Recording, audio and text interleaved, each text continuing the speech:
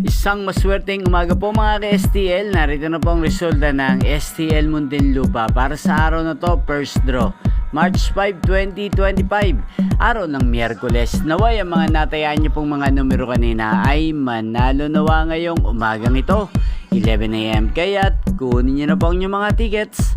Narito na po ang resulta. Ang mga numerong nanalo sa STL Muntinlupa ngayong umagang ito, March 5, 2025, 11 AM. First draw result, 25 at 32 in exact order. Sa lahat po ng tumaya kanina sa STL Muntinlupa para sa first draw ng 25 at 32, congrats po sa inyo, panalo po kayo.